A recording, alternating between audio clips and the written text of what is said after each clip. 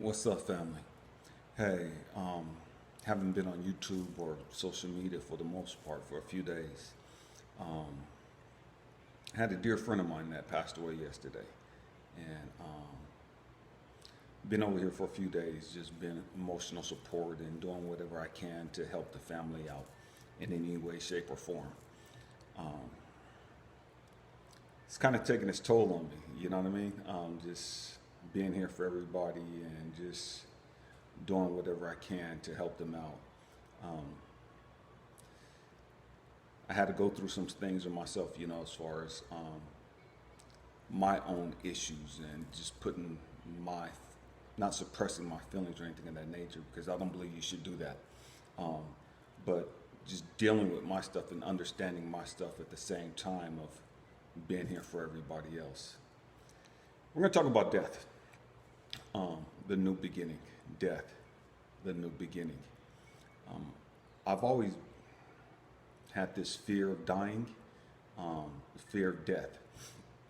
And it goes back to me being a kid and seeing my mom murdered, and at 2 years of age. And my family raising me and telling me that I had the devil in me and telling me that I was going to be dead before I was 18 or 21 or in prison for the rest of my life, that I was going to hell, you know what I mean? Excuse me.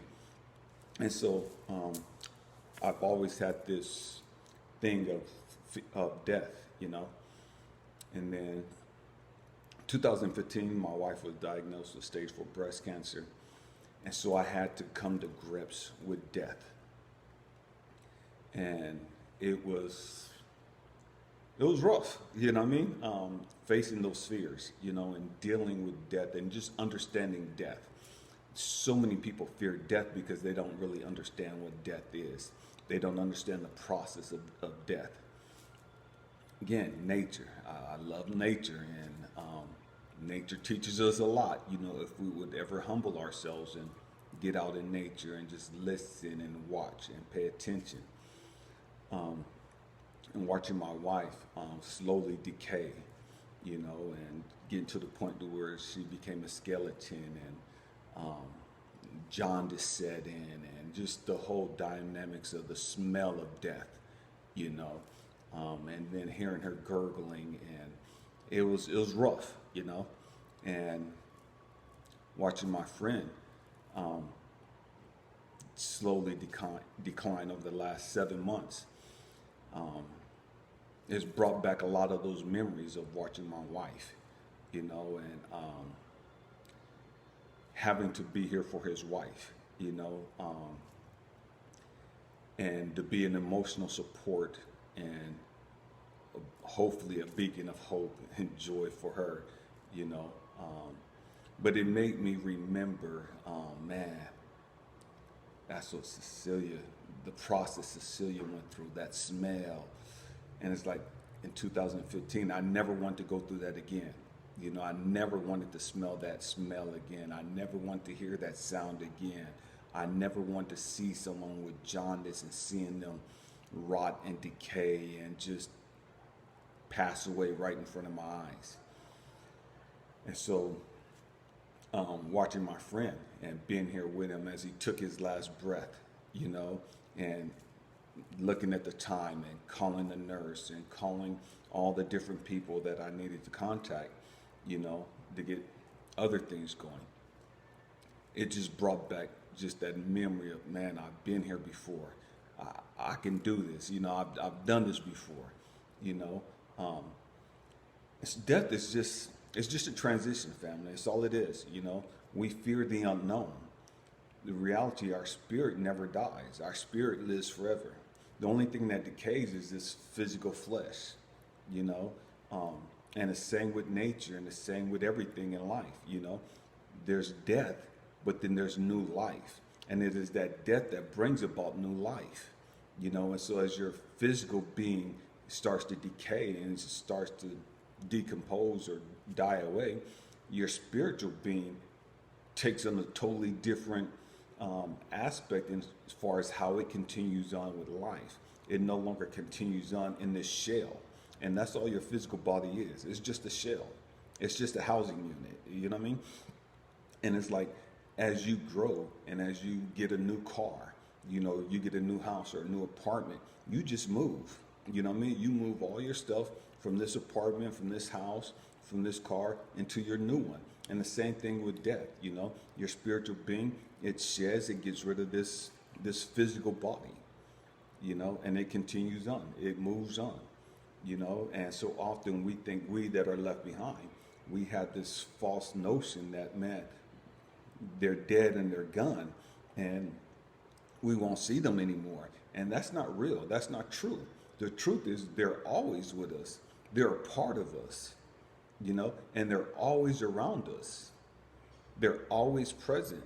We may not see them. We may not hear them. We may not sense them because most of the time we're not in alignment to sense them, to hear them. And when you need to see them, when you need to hear them, you're going to hear them. You're going to see them. You may not like what you see. You may not like what you hear, but you're going to hear them. You're going to see them. You're going to hear that little voice of them talking to you. You know what I mean? So it is what it is, embrace it. They may appear to you in the form of a butterfly, in a bird chirping, or a dragonfly, or the breeze coming through out of nowhere. You know what I mean? It could be anything. But that's a part of being in alignment and being connected so that you are attentive, so that you are aware and paying attention to those little subtle voices, that little subtle sound of them speaking to you, them guiding you, them directing you, them giving you hope, them giving you inspiration.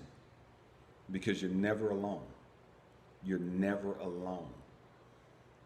And it's crazy because one of the reasons why I started this YouTube channel was because I wanted to leave behind a visual thing for my kids so that after I was gone, they would be able to have something to pull up and listen to me and see me in my element, laughing and just being stupid, or just me sharing the limited knowledge, wisdom, and understanding that I gained through this journey, and so that they can still stay connected with me in whatever capacity that they could until they became aligned and saw my spirit or felt my presence. You know what I mean? And everybody ain't at that level, and so it's a process, and we all have to get to that point. And we all won't get there in this lifetime, but it's a process of growth and development. You know what I mean? And so the beginning stages, you got to look at videos, to be able to remember and be able to hear and stay connected. And it's a lot more intimate than just pictures. You know what I mean? Because pictures, you can see their smile, but you can't remember their voice. You can't hear their laughter. You can't see their mannerisms just looking at a picture. But while watching videos, you can see their mannerisms and their smile and just their little craziness that makes them them, So death is not something to be feared. It's not something that should be dreaded. Death is the beginning of a new journey. It's a great journey. It means that this journey here is ended, but it begins a new process. You begin to take on a new form. Okay? So we have to let go of our fear of death. We have to let go of all of that stuff because that keeps us trapped. That keeps us limited as far as what we do and how we grow and develop, and to the level that we're able to ascertain by holding on to that fear. Again, my hope and prayer is that, and again, before I get to that, I understand the process of losing someone physically close to you or someone intimately close to you. I understand that. I truly understand that, having lost my wife, you know what I mean? Having lost my mom, The reality is they're always there with us. They're a part of us. And why I do what I do is because my mom is with me.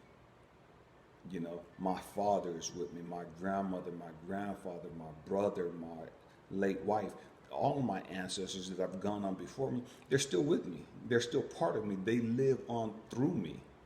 And so the reason why, not reason, but part of the reason why I do what I do, as far as trying to help everybody that I can, to be as loving and compassionate and giving and forgiving and understanding and patient that I am is because of my ancestors. You know what I mean? Those that have gone on before me.